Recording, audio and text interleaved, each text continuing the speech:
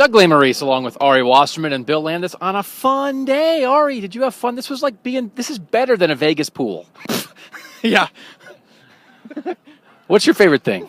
What's your favorite thing to do? My favorite thing is to go to Disney World. This was also not better than Disney World, but Jersey Shore all the way. Not the MTV Jersey Shore, though. Like good, clean Jersey Shore. He meant watching the Jersey Shore.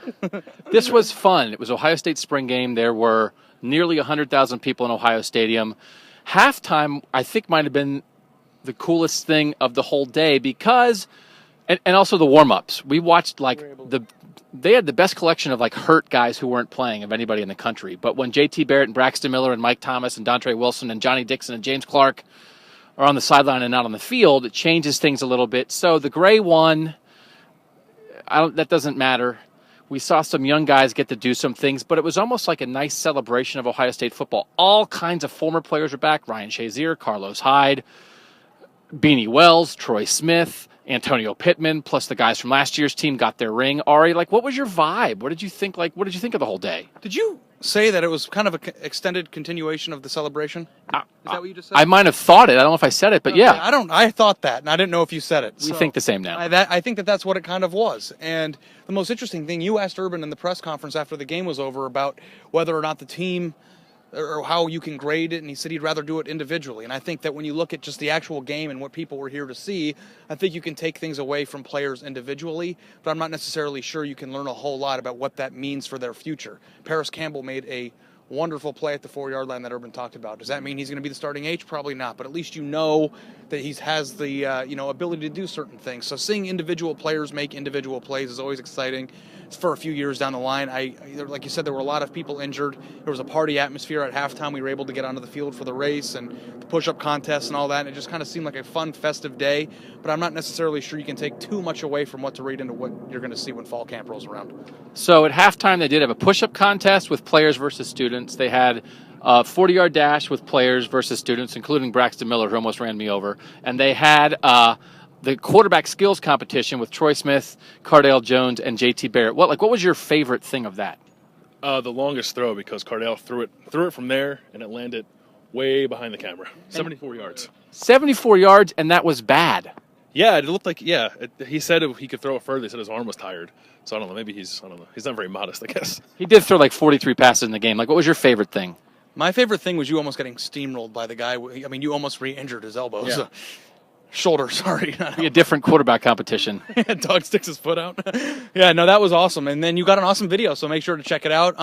I thought just being on the field and just for us, we got the opportunity to kind of just be down there and kind of, talking a little bit with the players in a more casual way, which is always nice. And, just kind of, seeing just all the recruits and everything. It wasn't necessarily like a very analytical thing for me watching the game. I liked it when Tyvis Powell intercepted his roommate Cardale Jones. Cardale Jones tackled him at the sideline, and then Tyvis Powell took a pretend selfie with them. Shrug too? Tell him the shrug. And then Cardale Jones, I guess to Cardale, I didn't realize it, said on Twitter this morning that he was going to do it. Okay. And then after his first touchdown pass, he turned towards the number one defensive sideline and gave him the Bosa shrug, which is just that's funny and but it again, I think there's little bits and pieces in there that show you that I don't know if Cardale Jones is going to win the job, but I think he's ready for the job. Yeah.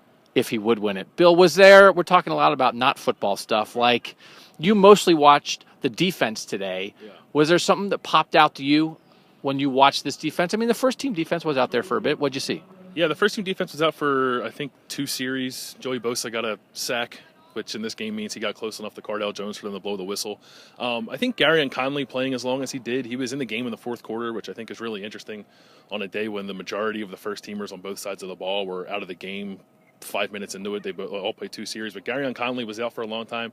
Raekwon McMillan played, I think they took him out at the beginning of the fourth quarter, so he played a long time too. So it was interesting to get a good look at both of those guys who are going to be important pieces filling into this defense, filling 2 big holes that they have on that side of the ball. Ohio State's going to the White House Monday, and then it's into the offseason. It's going to be guys working out on their own, the quarterbacks throwing on their own. Everyone's going to be waiting to see how and when Braxton Miller gets healthy. And then in early August, we'll start camp, and the competition at quarterback will really be on then. So, can you believe that we've gone on 3 years together, man? Stop. So from Ohio Stadium, again, I think the Gray won. It really wasn't about that. Urban Meyer wasn't sure if they got better as a team, but it was a day like this reminds you, I think, of how good a shape this program is in. When there's 100,000 people, you have all these NFL guys hanging around, you have all these recruits hanging around, you have all these hurt guys in the sideline, and still there's some pretty good players in the field. So he's Bill Landis, he's Ari Wasserman, I'm Doug Lane-Maurice. That's it for spring football. But we have so many stories that we didn't get to. There's going to be a lot more stuff coming next week and the weeks ahead. So thanks as always for reading.